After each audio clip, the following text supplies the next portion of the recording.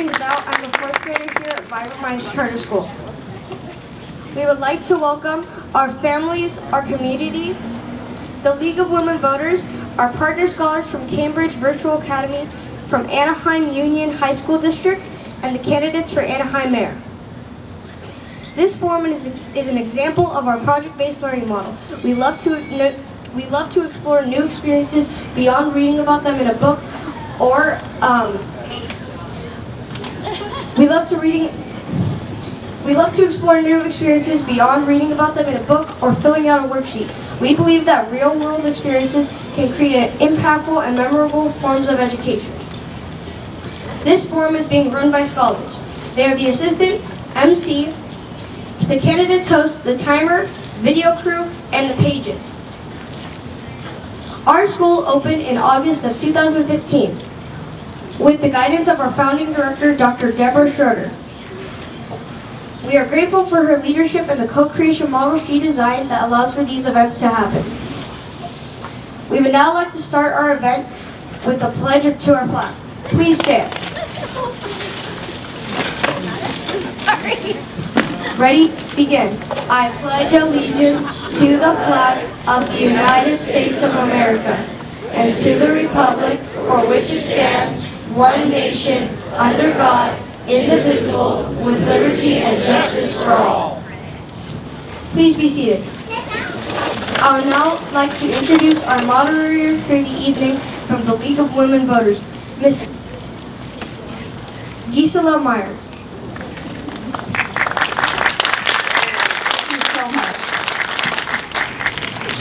Good evening, everyone.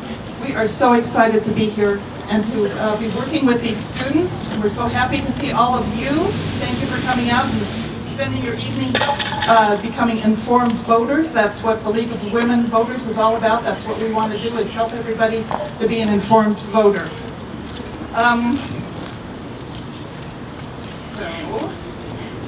My name is Gisela Meyer. I'm with the League of Women Voters of the Central Orange County area. I live in the city of Orange, so I am not personally invested in this campaign, this election. Our question starters tonight are Loretta Vanderpool and Marcia Garden. And our timekeepers are Sue Guilford and Vibrant Minds student Gerson. Yay!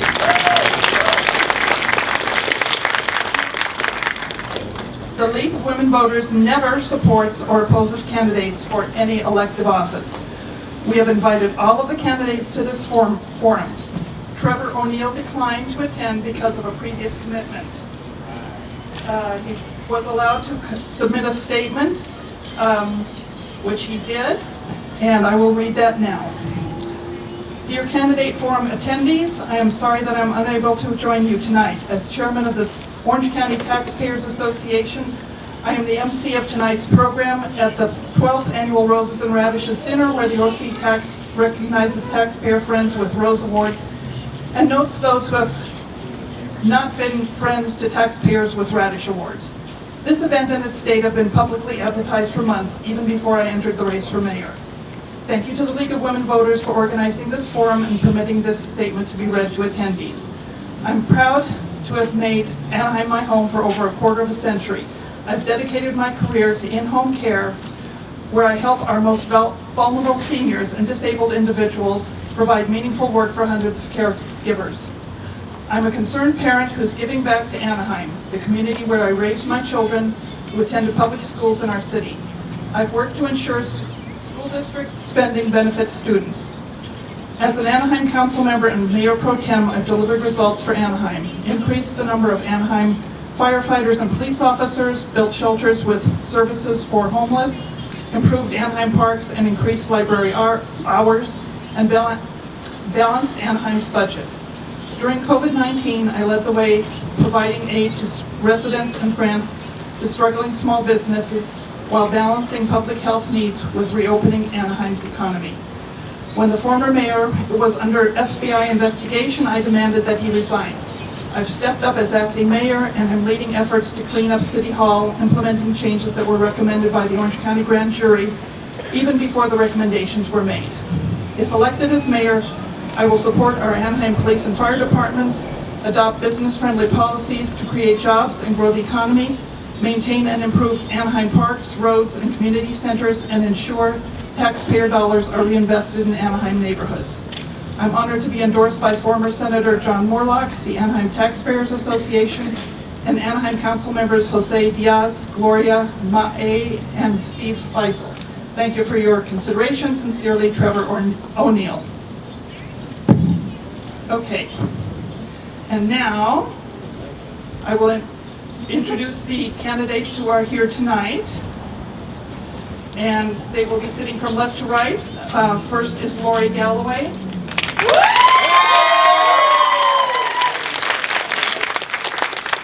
Second is Dick Lopez. And third is,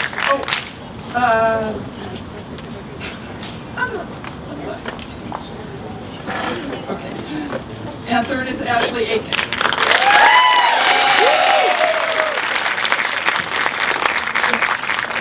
Okay, the order of speaking was determined by lot just prior to this program, and each candidate will have an opportunity to make an opening statement of 2 minutes.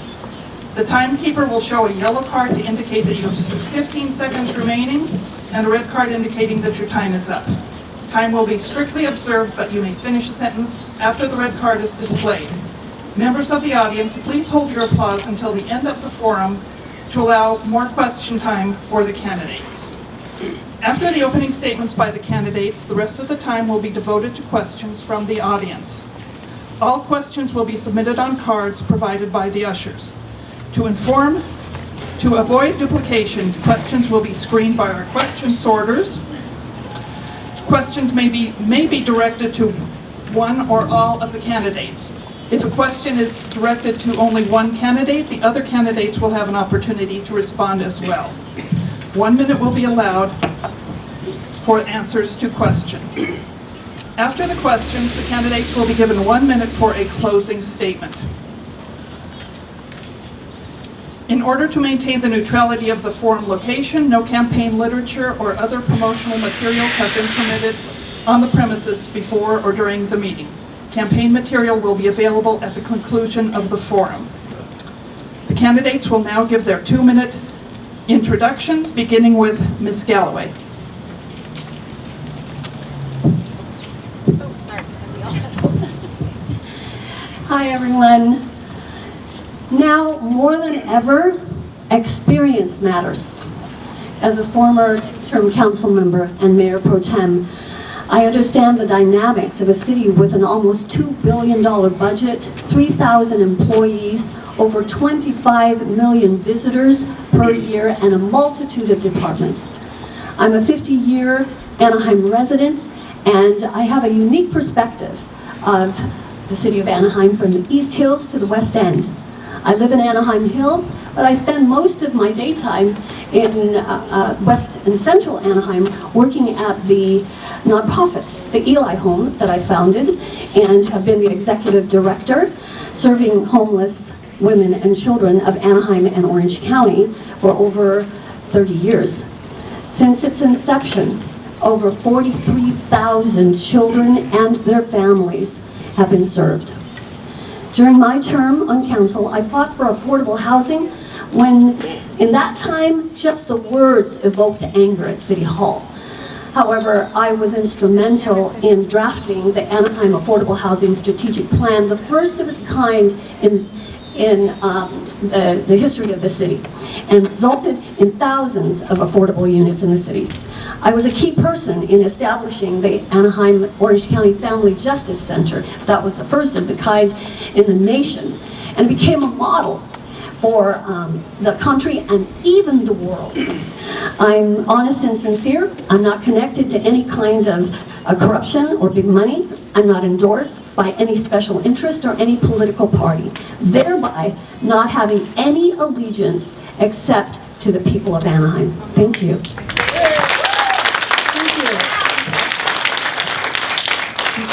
Mr. Lopez.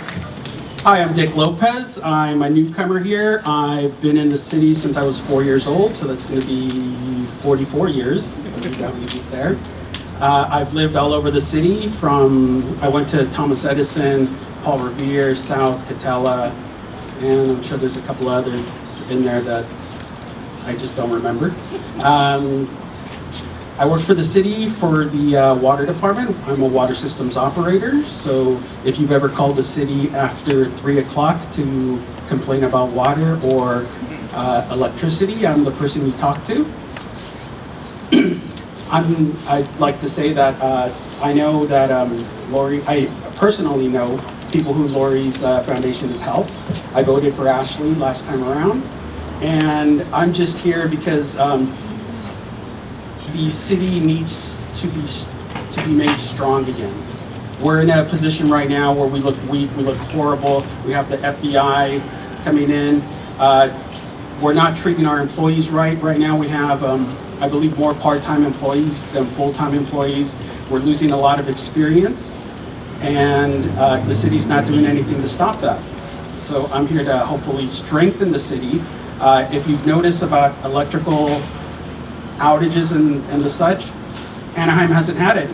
The only places that have, most likely, are the ones on Serrano over in Anaheim Hills, because they're powered by SoCal Edison. But we need to continue to build our infrastructure for electric and water. And I think that all these outside things come secondary. First, we need to strengthen ourselves. Thank you. Thank you. Ms. Aiken? Thank you, everybody, for coming. What a wonderful example to all of these kids to see so many neighbors and citizens out here involved in their city, wanting to make a difference, wanting to participate in our municipal election. And thank you so much to Vibrant Minds Academy and to all the students that make this happen. It's one of my favorite events. And obviously, thank you to my fellow candidates for supporting this really amazing program, educational program for these kids. My name is Ashley Aiken, and I am a true Anaheim kid. I was lucky enough to be raised in Anaheim, and am lucky enough to be raising my 3 children in Anaheim. I have a sophomore at Canyon High School, I have an 8th grader in Catholic school, and I have a 4th grader that keeps me on my toes. And I was lucky enough to benefit from the Anaheim dream, to be able to be raised in the city, benefit from the schools, and to be able to come back and raise my family a quarter of a mile from the house where my parents raised me, and my parents are still able to live. And we all know that that dream is getting harder and harder for Anaheim residents. We see our kids graduating from our amazing Anaheim Union high schools, going to college, getting good jobs. But we know when they try to come back to get an apartment of their own, to buy a home of their own, it's really hard to do.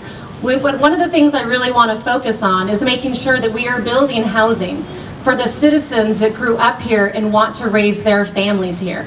I'm very proud to not only be a 20-year practicing lawyer, both as a federal prosecutor and in private practice, but I spend a lot of time in the community with Wise Place, the only shelter that only focuses on homeless women, as well as being a Girl Scout mom and active with a lot of educational and children's groups. I'm proud to be endorsed by our Anaheim firefighters. I'm proud to be endorsed by our local elected leaders like Councilman Avelino Valencia and Dr. Jose Moreno, our assembly person Tom Daly. Just together, we know when we all work together, we make Anaheim stronger. Thank you.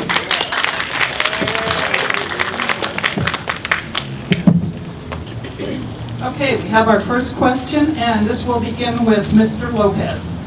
With transparency in government and campaign financing, what is your position on these important issues? 1 minute. Okay, I've been with the city since 2003. I think I'm the only person on this panel here where you can see how much I make. You go to Transparent California, look up Richard Lopez and that water systems operator, and that's me. So I have nothing but transparency. And with the city, transparency is something that's always aimed for. I don't see why there isn't more transparency. I think there's always a reluctance for accountability, which clouds transparency. And without, you know what? Have you ever tried to get someone at the city to say, I'm sorry, we did something wrong? It's almost impossible, because They're afraid of lawsuits, they're afraid of other things, and that's what we need. We need to say, you know what, we messed up here, let's fix it. And hopefully that will add to transparency. Thank you. Thank you. Ms. Aiken?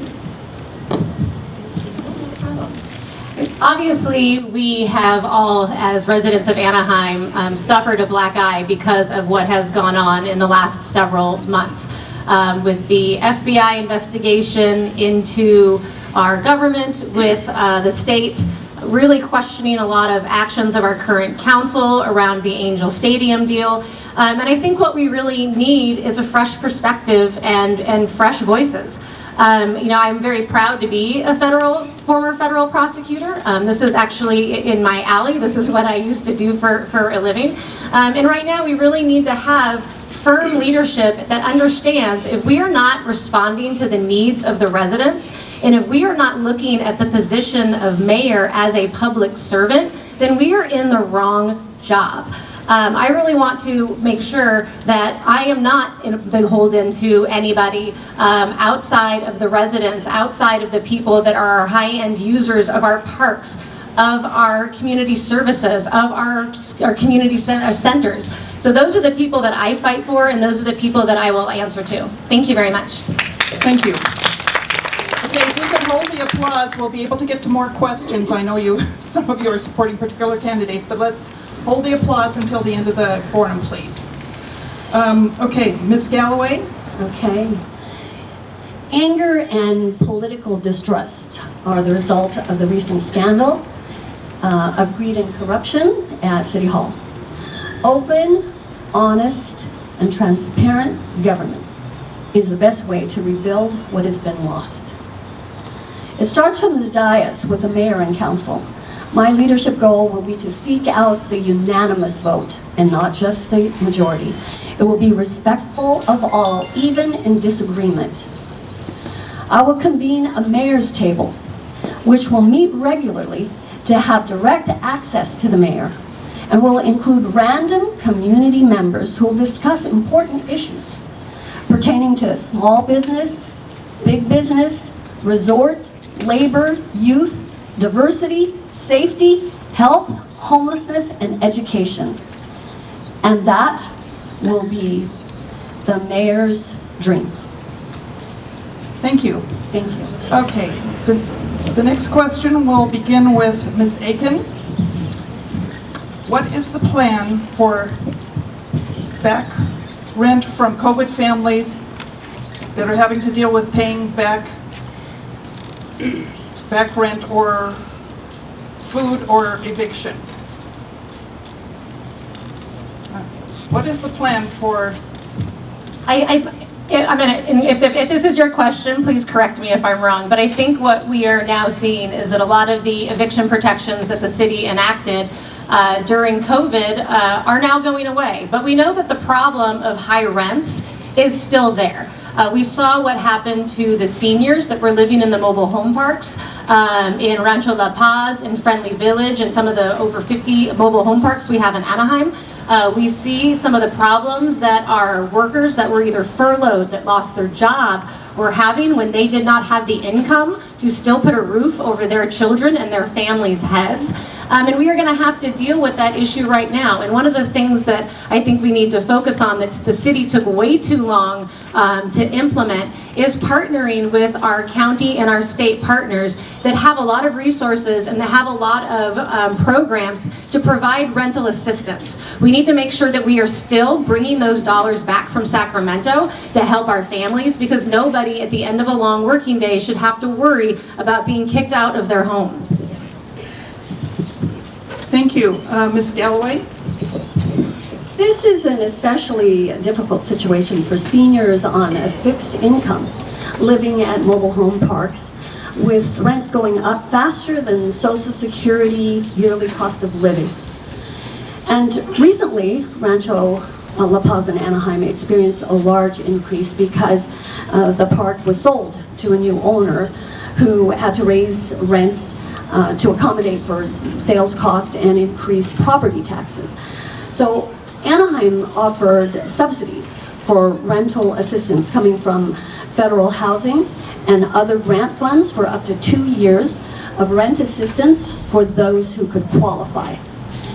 As mayor, I'll focus on seeking more state and federal grants that target help for seniors on fixed incomes facing evictions and homelessness.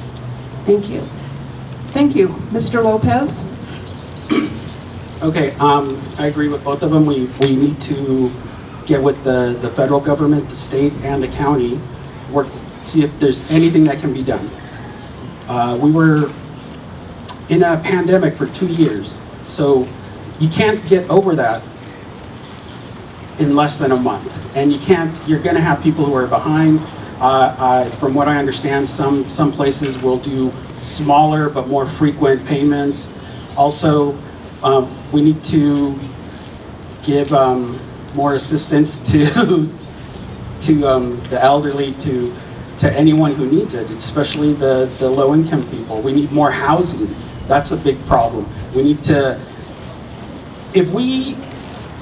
I think that maybe we can implement something where there's a limit to the amount of rent that you can charge, not rent control, but I mean the amount of rent that you can raise the rent of people who have been impacted by the pandemic. Thank you. Thank you.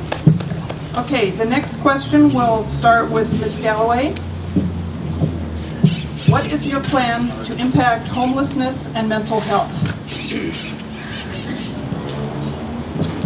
According to the 2022 point of time count, Anaheim has 1,074 homeless people, with 485 on the streets and 589 in shelters. Currently, Anaheim has over 500 shelter beds, so we need to do a better job in covering for all of our homeless.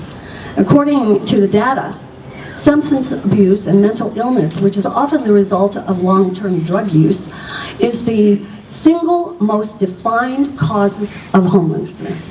As mayor, I will prioritize a proactive rather than a reactive position on homelessness by advancing support for addiction, medical detox, and mental health programs. And finally, I'll work to duplicate the model and success of the Family Justice Center and have a representative from every agency together in one building who touches a homeless person from the streets to independence. Thank you. Thank you. Mr. Lopez? Okay, we have a big homeless problem right here, and if you listen to O'Neill's statement there, he wants more police and more fire. We don't need more police and we don't need more fire. We need people who support those people.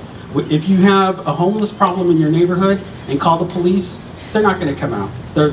They have more important things to do. So we need people to support the police. We need people who are going to support who are going to go out there and help the homeless. See what they need. See what kind of condition they're in.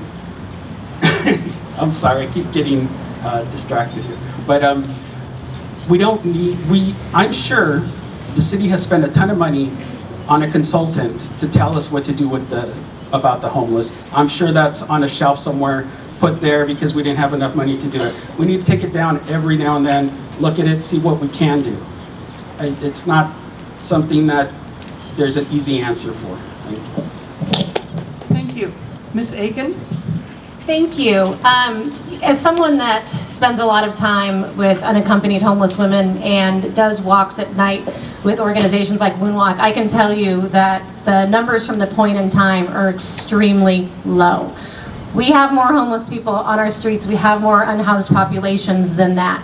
And we have not done enough in the last couple of years to really move the needle on that, even though we have seen from our city's latest budget that we have spent millions and millions of dollars. So what can we do as a new council and as your new mayor to do something differently?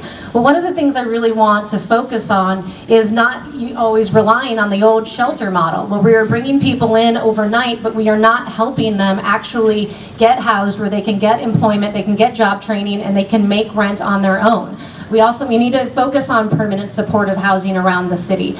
We also need to invest more in our local response team, our CERT program. I want to make it so that if you do call the 911 and you do have an issue, somebody that's homeless in your neighborhood, it's not a law enforcement issue, it's a social worker and it's a nursing medical issue. And let's send the right people out to help those folks so that we're taking that burden off of our Anaheim police force.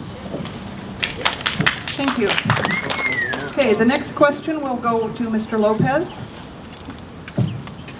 Cannabis in Anaheim is a huge concern. Can you explain your positions on legalized cannabis sales? I think it's inevitable. I believe Brea has a cannabis dispensary, Santa Ana does, Long Beach does. We have to deal with it. We have to look it straight in the face and say, this is the area where we're going to allow dispensaries. This is the area where we're not going to allow dispensaries. I think a good area right now would probably be the resort area. It's something that is already happening. We might as well profit off of it, make sure that we get our taxes from the sales, make sure that it's done in a safe situation, make sure that we, even though we know that it's happening, we're okay with selling it, that does not mean that we're okay with using it on the streets, just like drinking. We can have patrols go around. It's a very distinct odor. Ticketing people will also add a revenue source to the city. Thank you. Thank you. Ms. Aiken? Thank you. To me, it's a two-prong issue. One, we know from just the technology and the apps that exist that law enforcement uses that we have illegal dispensaries all over the city of Anaheim. The problem with that, one, is that it's not safe. It creates a dangerous environment when our fire department gets calls into very enclosed spaces filled with butane. We know it's not safe for the small business owners that operate businesses, for those that live in the neighborhood. And so I really want to make sure that we give code enforcement the support and resources they need to shut down a lot of the illegal dispensaries in our city. When it comes to legalization, I mean not legalization, it is legal, but when it comes to whether we want to have that in Anaheim, manufacturing, distribution, or sales, I think that that's something that we need to put to the voters. And I think if we do put it to the voters and it is something that the voters decide that they want in Anaheim, I would not support putting it in the resort district. I would not support putting it in residential areas. I would want to make sure that we put it in commercial areas and manufacturing areas that we already have so that we do not endanger our neighborhoods. Thank you. Ms. Galloway? Thank you. In Sacramento, the city of Anaheim is called ground zero for cannabis sales. And why? Because we have 25 million visitors every year in our city. So we know that there are so many illegal cannabis sales here.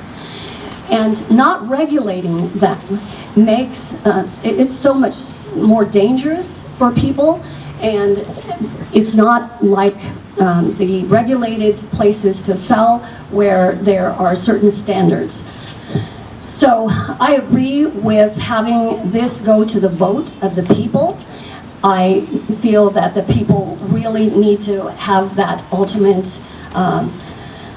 say in what they want for our city. There are pluses and minuses to this, and I would love to see what the police department says about it also. Thank you. Thank you. Okay, this next question will begin with Ms. Aiken. We'll get this right by the end of it, I promise. The city has many districts. What is your policy to serve the needs of very different districts and the best allocation of resources? Well, that's a great question. One of the things I want to focus on moving forward is making sure that we are addressing the areas of the city that need the most help. If you talk with our department heads, if you talk with city staff, they have a map of our entire city with designated hotspots, areas that get the most calls from police, areas that get the most reports from code enforcement, areas that we have to spend more time with our Parks and Rec department because the bathrooms don't have toilet paper, the toilets don't work. I mean, things that our city is supposed to be doing and doing well. So I would like to really work with our city staff in making sure that when we are allocating resources, resources, we're allocating them thoughtfully.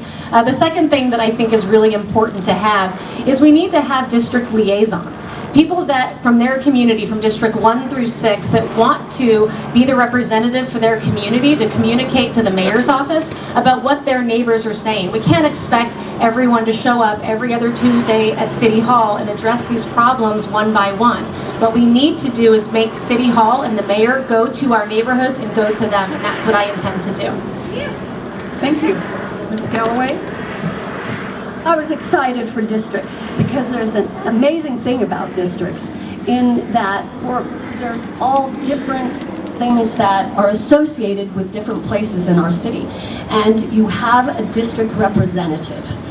So I think on the dais, the mayor and the district representatives need to all get together, and this is where we need the unanimous vote. We need to support each other. And when this is done, we will understand the needs of each different district. You get this, we get this, you get this, you need this, we need that, you need that. So this is a staff-driven city. The city manager and the city staff give a lot of direction to the mayor and the council. And so it works to where the people who represent the districts all understand each other's needs. We go to the staff and we get it done. Thank you. Thank you. Mr. Lopez? They're both right. I can't really add to that. All I can add is that the ease of a resident to communicate with their city council should be easier. You shouldn't have to go to the city council meeting. I can't make the city council meetings because I work. I'm sure many of you do also, or you have other things to do. Now, as a resident and even an employee, I tried calling the city council. I tried calling the mayor and the city council one time, and I was told by my boss, do not communicate with the city council. This is horrible. Horrible. As a resident, I couldn't communicate. I still can't communicate with the city council without going through my boss. So we need an easier way to communicate. We need a way for residents to get a hold of their representatives, their councilmen, and their mayor. There's many things that the regular person, one person can have a great idea. And that's the idea we need to hear. Thank you. Thank you. Okay, this next question will begin with Ms. Galloway. Funding the city's many libraries is an issue because the City of Anaheim's libraries are not opened on the weekend. What would you do about this? Well, that's really an issue of debt and allocating money to certain needs, and certainly libraries are important. It's raising revenue, and it's also understanding that we're in a much better position now. Our resort area was closed for a year and a half, but since it's opened, they've been doing well, and it has raised money more than what we had anticipated. So it's an issue of priority in budgeting, and I certainly am supportive of libraries and enough libraries for all of the districts. Thank you. Thank you. Mr. Lopez? When I was in junior high, I spent my whole summer reading all the classics at the Anaheim Library over here. So I have great love for the library system. I haven't gone to a library in a while. I do have a library card, but everything's on my phone. Now, I do think that the library should be open. And the way for that, like she said, it's budgeting. We have to figure out what our priorities are. If we have to wait a few years for the libraries to be open during the weekends, we have to wait a few years. If we need revenue, we need to do things like start the ticket tax on Disneyland and entertainment tax, and tax the dispensaries if we ever open them. Thank you. Ms. Aiken? Thank you. I, like you, grew up in my local library and loved having a library card. I used to pretend it was a driver's license when I was a little kid on my bike. And we know how important it is to have our children have access to not only books, but to magazines, to computers. There's so many things that our librarians, our wonderful librarians, the programs that they're putting on for early education before our kids are in preschool. I'm a very high-end user of our library system, and so I think it's important that we get it to the funding levels that we once had. And it's not just brick and mortar. We spend a lot of time thinking about libraries as brick and mortar filled with books, but we actually also need to make sure that our libraries are containing the technology that our kids are using in the day-to-day classroom. I went to my daughter's high school back-to-school night. She does not own a textbook. Everything is online. Everything is on Google Meets Classroom. What are we doing and what is our library system doing to really have giving them the resources to address the modern day technology that these kids are going to use? So let's fund programs. Let's work with our nonprofits that can bring free after school programs to our libraries and give us money for our mobile libraries for those that cannot have access to brick and mortar. Thank you. Okay, this next question will begin with Mr. Lopez. Has to do with infrastructure. Sidewalks, streets, and lighting are a problem for the older historic district. What is your priority for fixing this problem? I think that once structures become dangerous, we're already too late. We should have fixed them earlier. I believe that we have to make repairs when repairs are needed. We have to strengthen our infrastructure. I work in water and I work in the utilities. Everything we built was built before, I would say 8 years ago. I'm not going to mention any names, but I can pinpoint some people that have stopped putting money into our infrastructure. Now, we need to get back to that. We need to get back to taking care of our sidewalks. We need to get back to taking care of our streets. We need to put in better, newer pipes. We need we need to put all these wires underground. Nobody wants to see them. It's an aesthetic thing, but it's something that doesn't improve your outlook on life. Thank you. Ms. Aiken? Thank you. I agree. I mean, investing in our infrastructure on so many levels, above ground and below ground, is really important. We talk a lot about building new housing. We talk a lot about trying to replace some of the old dilapidated buildings in our city with new ones. But every time we do that, we need to also be mindful of, are we taking care of the sewer infrastructure beneath the ground, the electrical grid beneath the ground, so that we can service areas as Anaheim grows. One of the things I really want to focus on when I talk about neighborhood services is really neighborhood beautification. A lot of us, when we walk down our sidewalks, are we having buckled sidewalks? Are we having trees that were planted at great expense, but nobody's been watering them, so they become not only hazards, but they're dying? When was the last time we had a conversation in your community about medians in our streets? I mean, these are the small things that actually reduce speed on our major thoroughfares. They're neighborhood beautification projects, and I think they would do a lot to show that other neighborhoods all around Anaheim that the city cares about where they live and how they use their city. Thank you. Ms. Galloway? As I've canvassed throughout the city, I've heard a lot from our residents who say, why doesn't our neighborhood look like Anaheim Hills? Why is it that our streets don't look like Anaheim Hills? Why do we have the problems that Anaheim Hills doesn't have?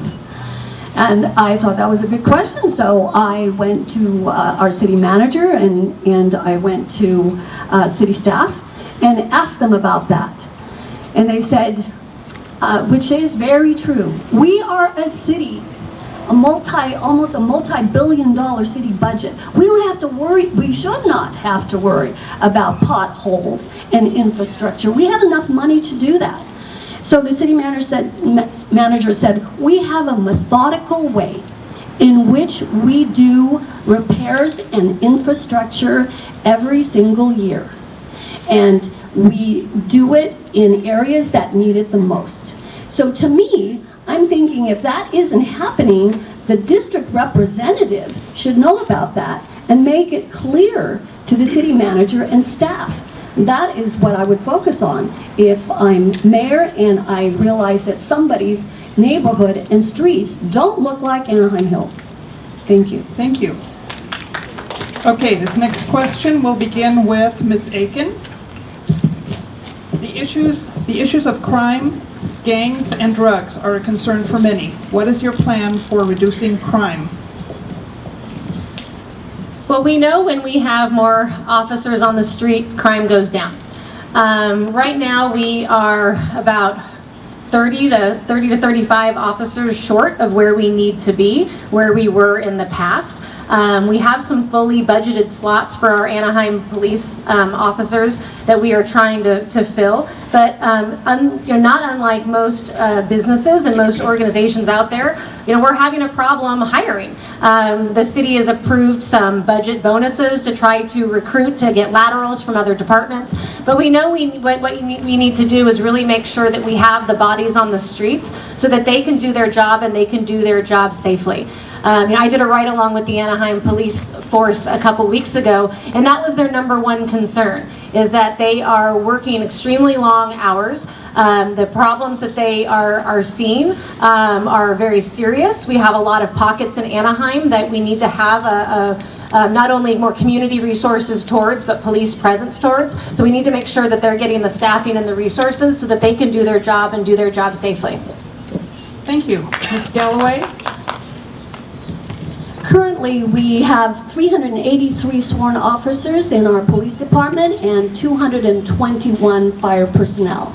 In my conversation in the past week with the city manager, I said, we're low, right? So what are we doing about that? So he said, yes, we are. We're low in police personnel, but he is optimistic because he's just put out a hiring bid and some incentives to bring new personnel. So it's not an issue of us not seeking out or not paying for it. They're coming in. Both departments, both of them, they need more staffing to fill the positions that have been lost in the past 10 years. And as mayor, I will prioritize maximum staffing levels. That is very, very important. Our firefighters say that, they're working 3 to 5 straight days. And he's telling me to stop. I got stories about firefighters, but I'll just pay attention. I'll stop. Okay, thank you. Thank you. Mr. Lopez? I've worked 21 days straight. So it's not just the fire department. But I think that we have enough officers. We need more support people. We need, if we can have one officer and maybe make a tiered system where it's a patrol person and they go around, that would increase the presence of the police department. We need an increased presence. We need more community policing. We need, I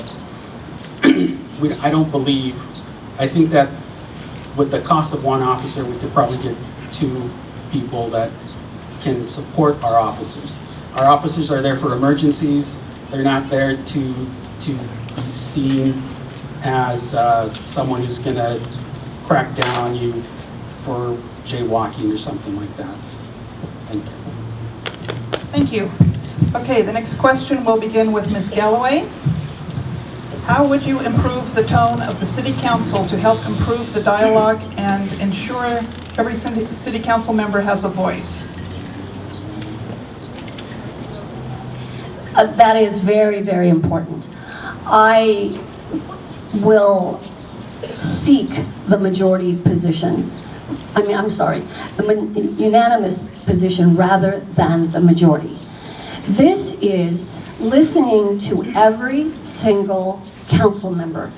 So far, there was so much anger from the minority. Council members and community members felt that they weren't being heard, that the mayor paid only attention to the majority, and it was his way or the highway. So this will not happen under my administration. It will be that we will work as a team, we will care equally about each other. There will be a time that we disagree, but we will do it with respect, and we will work together. Thank you. Thank you. Mr. Lopez? Okay, for me, it's going to be easy. Right now, I work for the city. You can't work for the city and be mayor at the same time. So I would have to resign my job.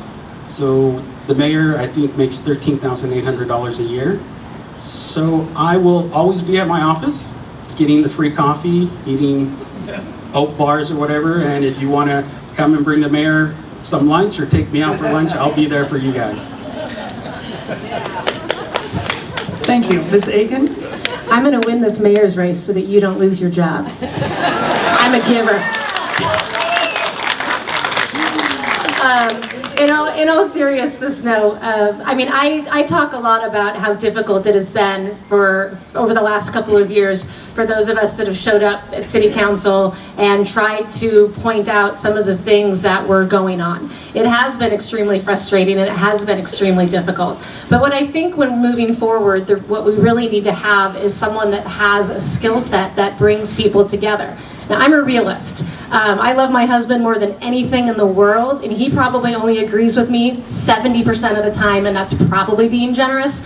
So I know that there's not going to be people agreeing with me 100% of the time. But when you go out there as a city council, you are a team. And anyone that grew up playing team sports knows you may not love every single person on your team, but when you go out there, you need to be unified. You need to make sure that your goal at the end of the day is serving the residents of Anaheim and making sure that every decision that we make is in their best interest, putting all type of pettiness aside. And I really have that balanced personality, and I look forward to bringing that to the council dais. Thank you. Okay, this next question will begin with Mr. Lopez. What is your position on the original Anaheim Stadium agreement? Which one was that? The what? Oh, the $1 a year? I think that we have to try to keep the Angels. I don't think that was a super agreement. I think that the city's probably been abused. We have to make Anaheim attractive to our Angels. I have a bag here. It's an Angels bag. I am a fan. I would like to keep them here, and I will try to keep them here. Also, we need to have incentives to keep them here. I think if you've ever been to the San Diego area, how the San Diego area is built up around the stadium, that would be a great idea here. So I do believe that we should build up the area. I know I saw plans on the city website about building up the area around the pond, and I still call it the pond, not the Honda Center. And I think it's all great ideas. Whatever we can do, we should do, but not to the detriment of the city. Thank you. Ms. Aiken? Thank you. I have been very vocal and have a long history of being a fighter against both the deals around Angel Stadium. And it's not because I'm not for developing the area around Angel Stadium. I think as Mr. Lopez mentioned, the OC Vibe project is going seamlessly, getting their entitlements and moving forward, and it's moving forward with the support of the majority of the council. So what's been different between that property and the property around Angel Stadium? And I think the biggest thing that we've done is we've allowed city councils to take one-sided approaches and try to bully and push through the sale of our largest and most valuable asset without even thinking about what that means to the community. I mean, we saw that with the appraisal from when Mayor Tate was mayor in 2013 and the appraisal that they brought out in 2017. Well, Angel Stadium parking lot was the only asset in California that did not go up $1 in value. That doesn't make any sense. So we know that it's a crooked deal. We need to make sure that community first, community involved, and it is a community decision. Thank you. Ms. Galloway? I agree that it was not a good deal for the people of Anaheim. I love having the Angels in Major League Baseball in Anaheim. Now that the Angels team is for sale, I'm looking forward to having a good relationship with the new owner and a fresh start, which may may or may not include buying the stadium or developing the land around it. I have experience as a council member negotiating with professional sports teams, and if development is part of the negotiations, it should not be just exclusive to the team. There should be an open RFP for developers with the capacity to develop our city's most valuable asset. And the first thing I would call for is an appraisal, and that appraisal will be open and transparent, so everybody knows what it is. And I think it's also a wonderful opportunity to get our name back, and Anaheim Angels. Thank you.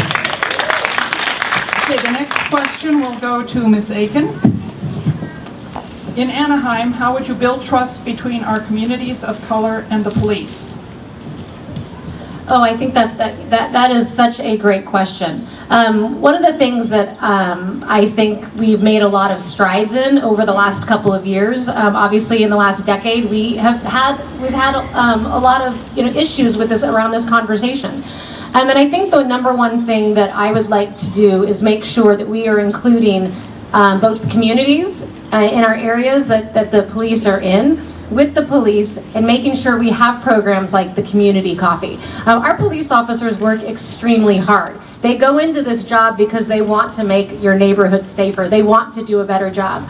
And so how can we actually support them in that role? One of the things that I'm excited that our police officers are doing is they've committed to doing hours of more training. And that's training in a wide swath of areas to make sure that they are building that trust. They are answering residents' needs. And so I think anything that I can do to be a liaison with the chief and with our communities, I would support, and I would want to see that go through, see that trust continue to build.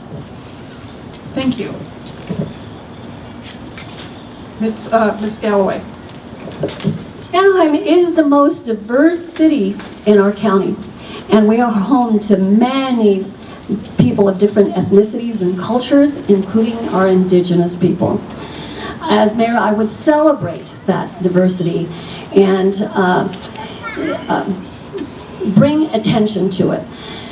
Regarding the police, I would really encourage the community bridging method between law enforcement and residents, bringing them together so in neighborhoods we know who the police officer is in our neighborhood. We know them and they know us. We trust them and they trust us. These kind of relationships work much, much better. My executive assistant was part of a training with task force training in the police department, and the police themselves said, we need more training. We need more training regarding force, regarding our neighborhoods. So definitely training. Thank you. Thank you. Mr. Lopez? Okay, let's say that the police, I have been at the block, and I have been at the place over there, the ice house and stuff, and I've heard people yell ACAB at police officers, and I'm very offended by that. Now, we're putting a lot of responsibility on the police.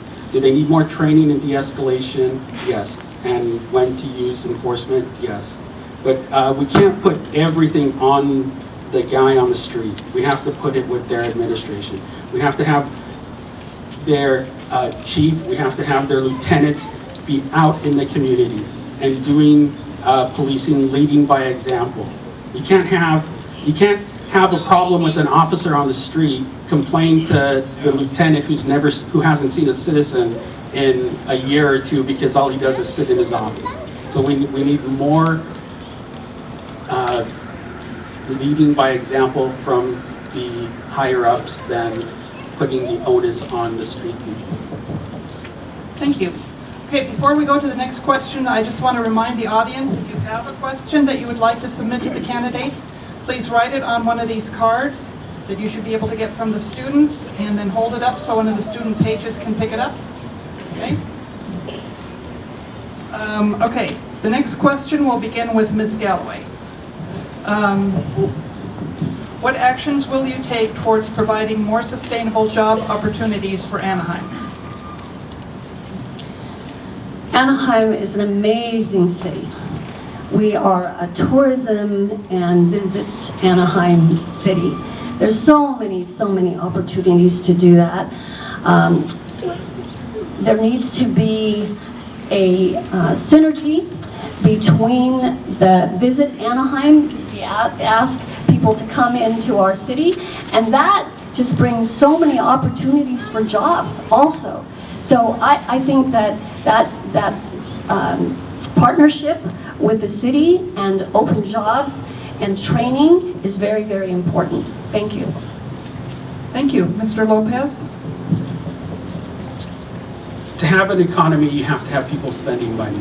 Now, I think what we need to do is when planned apartments or communities are in the planning stage, we have to also include marketplaces, just like downtown, like Center Street over here, downtown Anaheim, where you can live on top of the businesses. You need businesses, you need population. You don't need to be driving all around. So if we're going to build housing, that's what we should work toward. We should also, the more housing you have, or the cheaper housing you have, the more you have to spend. So we have to work on housing and rents. Thank you. Thank you. Ms. Aiken?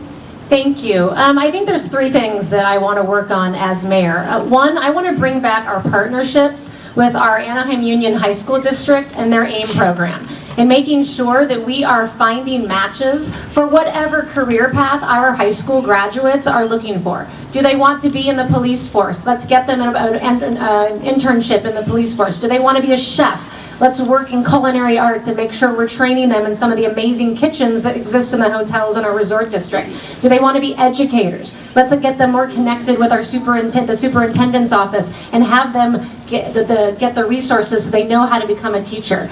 Second, we have a real problem in that for the last decade we have not focused on an economic development plan that really pumps up our general fund outside of the resort district. The resort district is always going to be our largest employer. But what are we doing to replace the industries that existed when I was a kid? Defense, aerospace, manufacturing. We have the infrastructure there for people to open up new businesses, but we're not going out and recruiting. And third thing I would say to his point is housing. We need to have workforce housing so the people that work here have a place to live. Thank you. Okay. I thought we were going to be out of questions, but we have another one.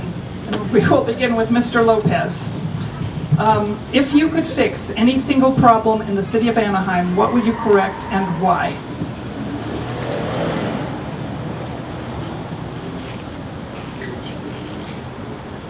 Right now, I think our biggest problem is water.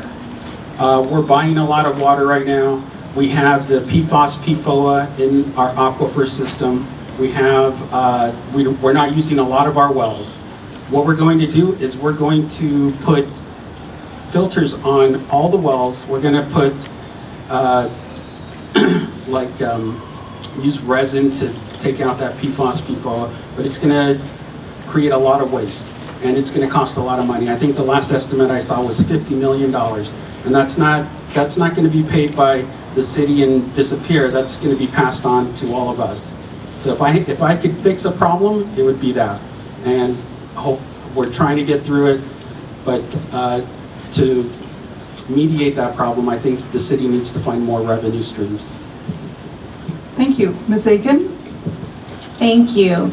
No, I agree. I mean, the economy, and especially post-COVID, is such an important issue. But if I could wave a magic wand and fix one problem in Anaheim tomorrow, I would make sure, just as a Catholic and as a human being, that I never see another human being sleeping on the streets at night, going to bed hungry, going to bed sick, going to bed hurt, going to bed alone.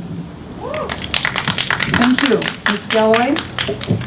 Yes, the one thing that I would like more than anything is for children, homeless children of addicts, to have a place to go. to have their lives changed. In 2019, I created a program, CARP, Children of Addicts Recovery Program, that takes care of children who are raising themselves because their parents aren't able to raise them. They grow up with so many deficits of behavioral problems, educational problems, psychological problems, and without paying attention to them, without understanding that they are the silent sufferers of homelessness, we will raise this generation of people that will do the same as their parents. So that is the most important thing to me. Thank you. Thank you. Okay, the next question will begin with Ms. Aiken. Our seniors are in need of more support. Our seniors are in need of more support. COVID-19 took a toll. How would you provide support to our vulnerable elders? Thank you. One of the things I want to focus on as mayor is really the issues of our aging population. One of the things that we talk about is that Anaheim has the largest population of people over the age of 65. And they actually call it a silver tsunami because it's going to be something that's a growing problem that Anaheim is going to have to deal with. And we know that we have to focus this issue around three things: housing insecurity, food insecurity, and transportation for medical appointments and services. So I would like to do a strategic plan on aging, which we've seen them do at the county level, but we have not done, and other cities that are smaller than us have been able to do that.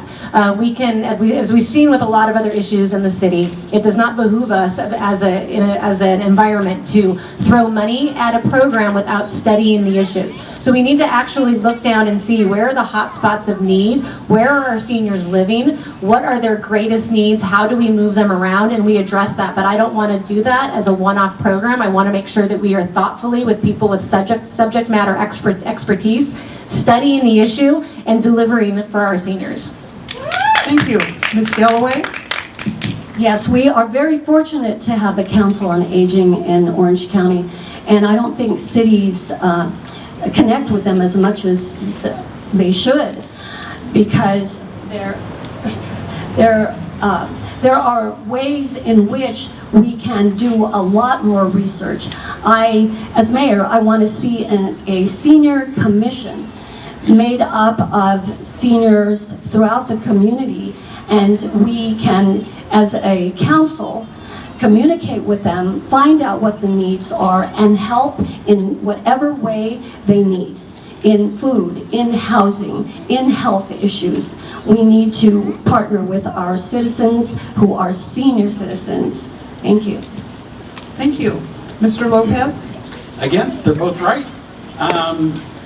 The only thing that's missing is we have to consider our seniors. We have to change our attitude toward our seniors. Some people, I've heard seniors be described as burdens, tax burdens, or pension burdens.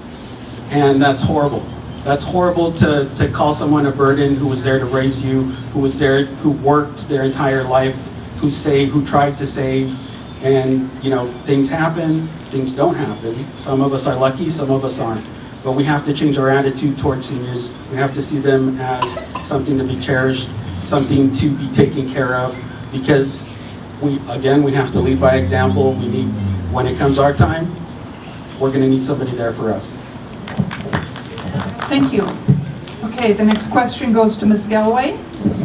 3 young people died at the corner here at Harbor Boulevard and La Palma. What is the city doing to stop street racing? Or maybe what would you do to stop street racing?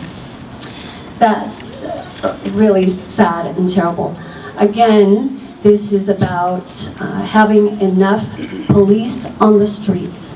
It is very, very important for us to have maximum staffing levels and staffing to where they are able to come out.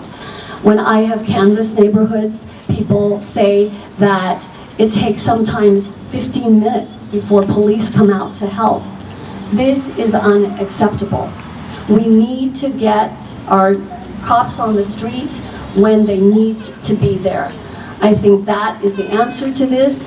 it will be a priority to me to absolutely have maximum staffing levels of our police.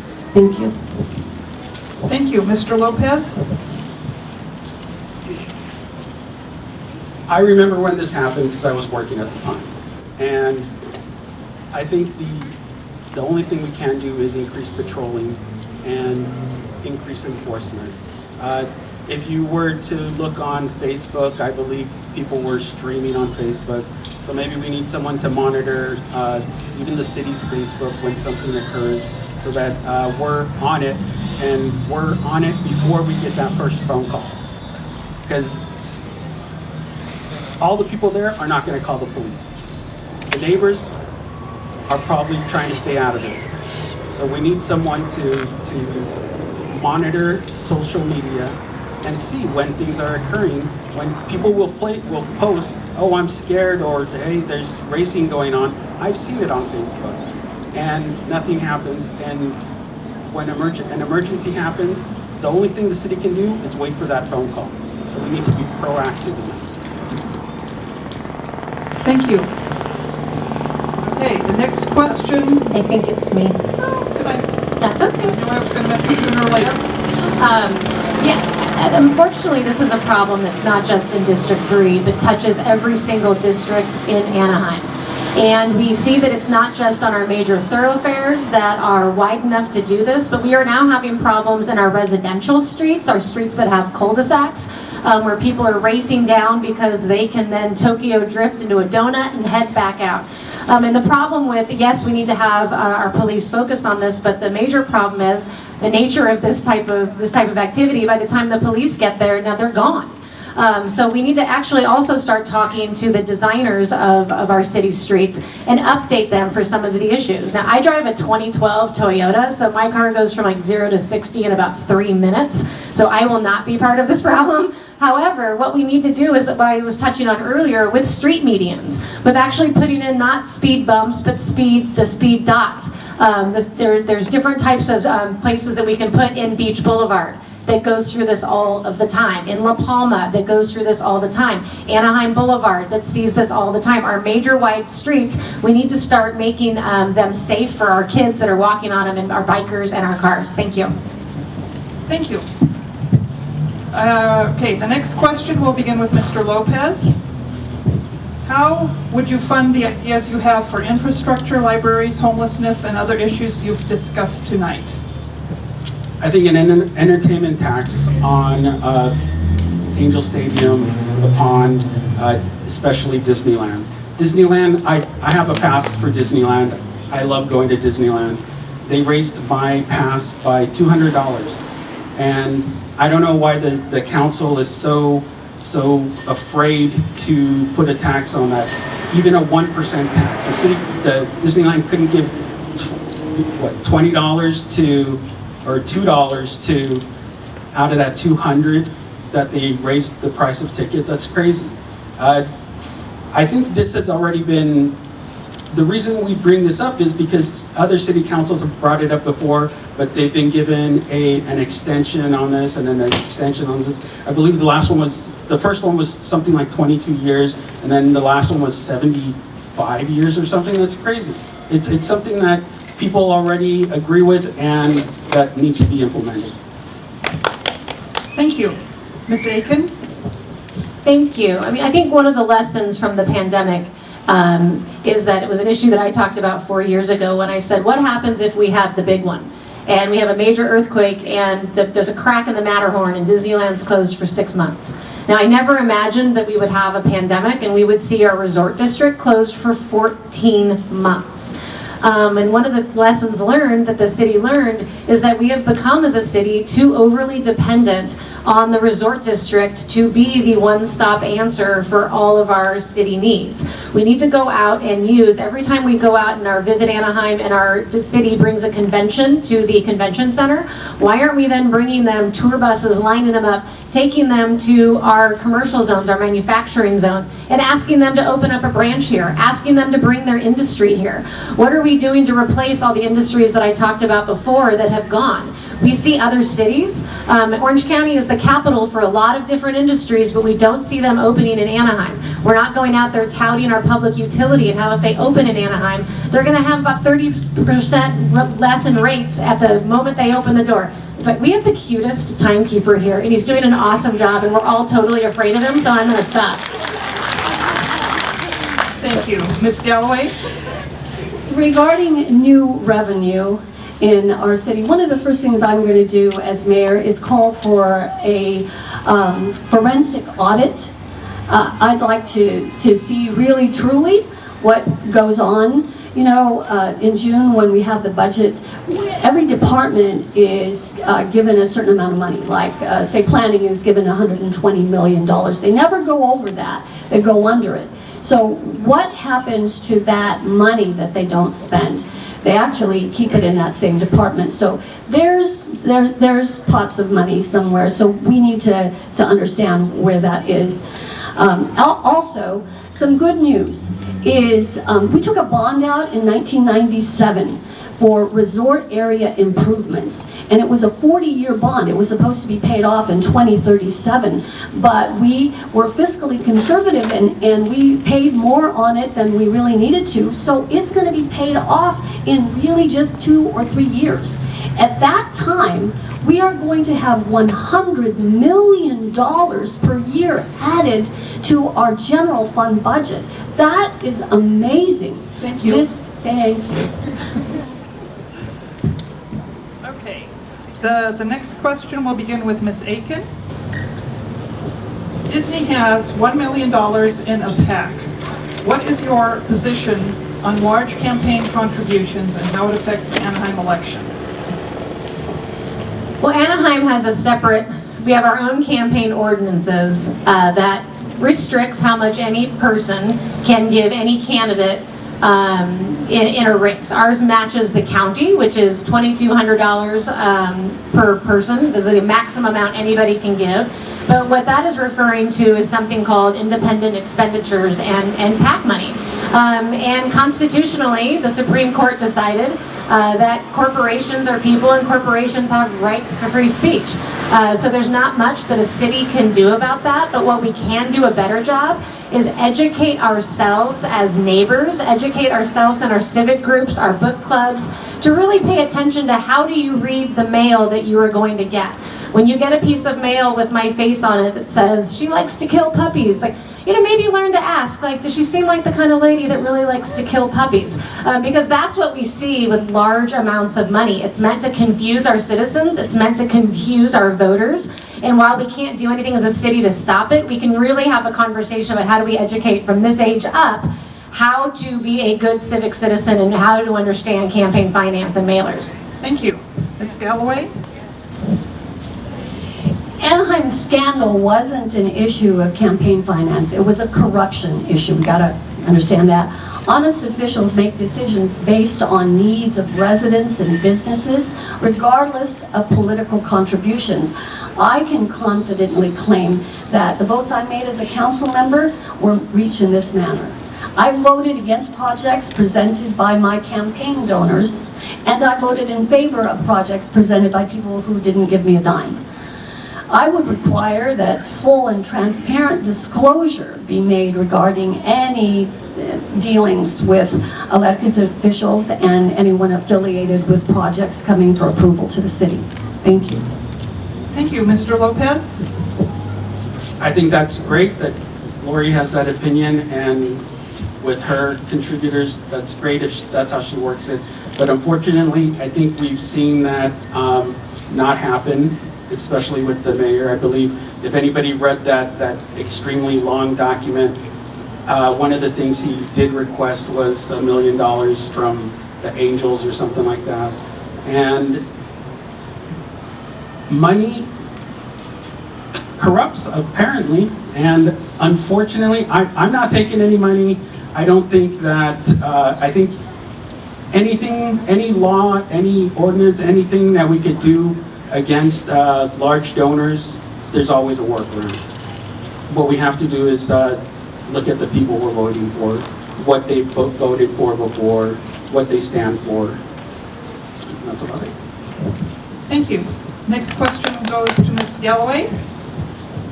What new industries would you like to see in Anaheim? Talking about the industries we've lost in the last 20 years, mainly aerospace and manufacturing, and I think that we could replace them with, we have a Canyon Business Center, and we can replace them with biotech, medical, research, and we need to entice them. We need to offer incentives so that they can come. You know, very recently, we had the designation of Little Arabia, and that is the city's gem. I think that with that designation, there would be so many people that would come and share the cuisine and the culture and the treasures of the Little Arabia, and that's an added commercial advantage for us. And he's telling me to stop. Thank you. Thank you. Mr. Lopez? I think that we do have to go after business. We have to go after technology. That's where the future is. We have to do more than we've been doing. We have Google just across the way, and they're putting in internet infrastructure in other cities. It's like, why wouldn't they want to do that for Anaheim? Why wouldn't they want that feather in their cap, where we're supplying internet to Anaheim, which has Disneyland in it? You know, we have to bring up that, yes, we do have assets. We do have Disneyland. We do have the Angels. We do have the hockey team, the Ducks, and these are all selling points. So we do have to bring these up.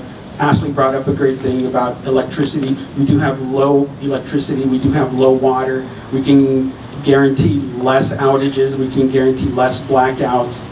And this is what we have to do to get these companies which rely on electricity. So that's what we have to do. Thank you. Ms. Aiken? Thank you. I think what we really need to focus on is just look at the trends in not just Orange County, but in Southern California, and see what industries are growing and where are they going. For instance, Orange County, the fastest growing industry is the medical device industry. So we need to obviously, that's a good place to start. Let's go out there and start having conversations with those companies, with our economic development department, and bringing them to Anaheim. Second, we know that there's a lot of talk on the federal level with bringing a lot of manufacturing, whether it's batteries to microchips that have been pushed overseas back to the United States because it's a national security issue. So how are we working with our federal elected officials to make sure when those Department of Defense contracts go out, Anaheim is at the top of the list to bring those types of industries to Anaheim. And I think it's just a researched way that we work with our business community. We work with some of the business leaders in Anaheim and in Orange County, and really do a better job than we've done in a long time of tooting our own horn about why Anaheim is a great place and a friendly place to do business. Affordable and accessible public transportation. How would you improve the affordability and accessibility of public transportation?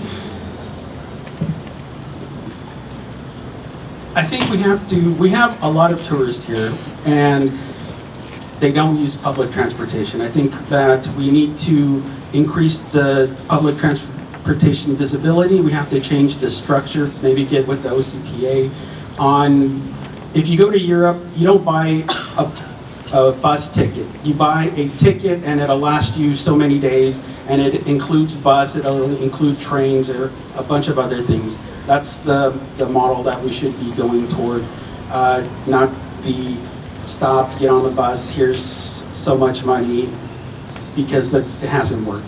And also we need to increase the accessibility, maybe the aesthetics of our transportation, and I think that would do very good for us. Thank you. Ms. Aiken? Thank you. Obviously, transportation is a huge issue in Anaheim. And we actually have a transportation network, the Anaheim Transportation Network, that does service our resort district. And one of the things that I would like to work with that organization on is how can we expand that into surrounding neighborhoods so that residents have ease of use for that transportation network, just like our tourists do. We see a lot of transportation corridors that are very highly used between the resort district, our downtown center city, and around that we're using, but we need to expand that. We need to make sure that we're servicing all the districts in the city. We also need to partner with OCTA in programs. I was very excited to see the OCTA program that lets students ride free. Now, how much are we doing as a city, and how much have you heard from City Hall that makes sure that every high school student and every community college and every university student knows about that program? So it's a combination of making sure we're, again, fighting in Sacramento for the resources we need for our transportation, supporting our local transportation network, and partnering with OCTA on programs that service our residents. Thank you. Ms. Galloway?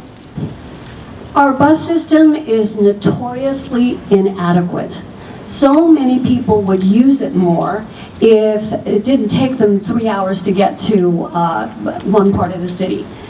So we need more stops, we need more buses, and one thing that is a good thing is we have representation at OCTA. I served on the board of OCTA, and that's where the decisions are made regarding adding new stops and adding new buses. So Anaheim is in a good position to be able to advocate for more buses and more transportation going from all parts of our city, from east to the west. We have 50 square miles in our city. So we as a city really need much more than other cities throughout the county. Thank you. Thank you. Okay, this one is going to be the last question. And we start with Ms. Aiken. Affordable housing is a problem. What is your plan to provide more affordable housing? That's a great question. I think one of the things we need to do to address the issue of affordable housing, and it may sound simple, but we need to build more housing. We have RENA numbers coming down from the state that we are vastly behind.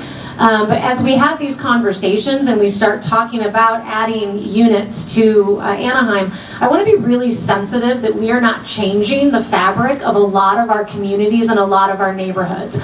One of the things that I think people get, they start getting very excited and they support affordable housing, but they don't think about issues of spot zoning. Putting a large, dense building in the middle of a residential neighborhood that doesn't match the flavor of that neighborhood. So again, I think we need to support projects. Luckily, Anaheim has a lot of places that we can build housing. We have the Platinum Triangle that is vastly underbuilt. We have some really large transportation corridors on our major thoroughfares that we can add housing to. But I want to make sure that when we do that and when we go into a district equally, that we're building affordable housing equally in all of our districts, and that we are notifying and having the community come with us so that they are supportive of the project, not fighting the project at City Hall. Thank you.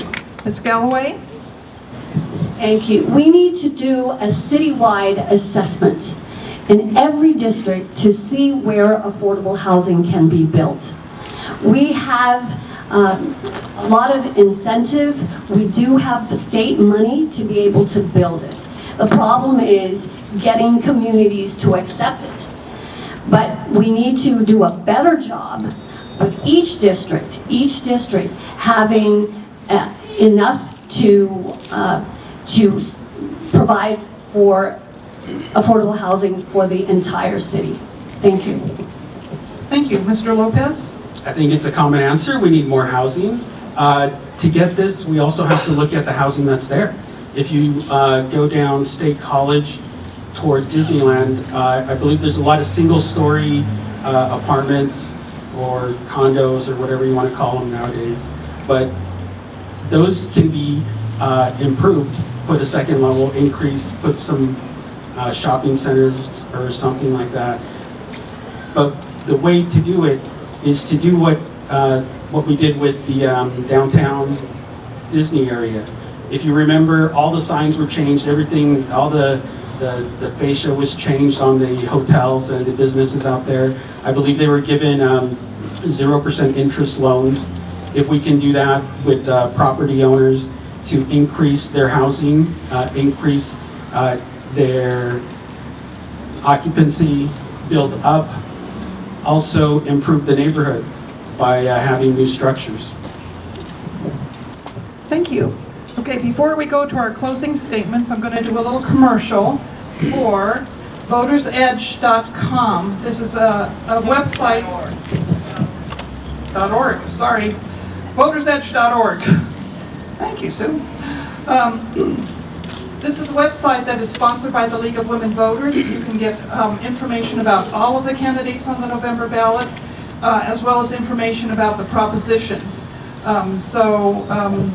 It's nonpartisan information, and we encourage you all to take a look at that website. And now we're going to have closing statements by our candidates, and we're going to go in reverse order, so we will start with Ms. Aiken. Thank you. Well, first, I want to thank everybody for taking time out of your incredibly busy lives to come and to support us in this way. I think it's a testament to our great city that we have so many citizens and wonderful children that want to be involved. I think if I get 1 minute, the takeaway that I want you all to have is that I love my hometown. I wouldn't do this for any other reason. I'm very, very devoted to the city. I love the city that raised me. I don't think that I would be the woman that I am, the mother that I am, the wife that I am, if I wasn't raised in this city with the neighbors that took care of me, with community that took care of me, and with all the resources that we had. And so I looked at, and I think it's my obligation to pay it forward. I do believe that the office of mayor and any public elected official, I think it is public service. And I want to go away and just remember that I will be working for you. I believe in the residents, I believe in the city. And if you are having a problem, I do consider that my problem as well, and I want to help you fix it. Thank you. Mr. Lopez? Okay, I've lived in the city my entire life. I've gone to school here. I have a degree in biology, chemistry. I have a master's in management. And the only reason I'm here is because I work for the city now. I've worked for the city since 2003. I've seen a decline in the I would say, administration, expectations, in the quality of work that we're doing. And I'm here, not for power, not for anything else, but to reconstruct the city, bring it back to the way it was when I started, when people wanted to come here. We didn't have a hard time hiring people because the city offered better benefits, better pay, and just better people all around. And we didn't have as many part-time people. So I'm here to build the city better. And other than that, I'm a trained scientist. I work off data, I work off numbers. I'm not a lawyer, I'm not a politician, so I'm not trained to hide anything. How's that? I'm here for the facts. Thank you. Thank you. Ms. Galloway? Thank you, League of Women Voters. You are great. And thank you, Vibrant Minds. You're wonderful for hosting this. Anaheim is a world-renowned, resilient city. Together, we'll move forward. My leadership skills are what the city needs now. I'll make the greatest effort to reach across the aisle to get things done. We've got to work together. So, I've been accused of not showing up and of only being seen every 4 years during election time. The truth is, I don't need to show up because I'm already there. I didn't go through the front doors with a gilded invitation. I entered through the service doors. And I'm already working deep inside the communities where I'm needed the most by the people who need the most. And that is where you'll find the best leaders. Those whose hearts of service don't need silver-plated invitations or photo ops. Thank you. May God bless you, and may He keep you safely in His arms. Thank you so much. Let's have a big hand for all of these candidates.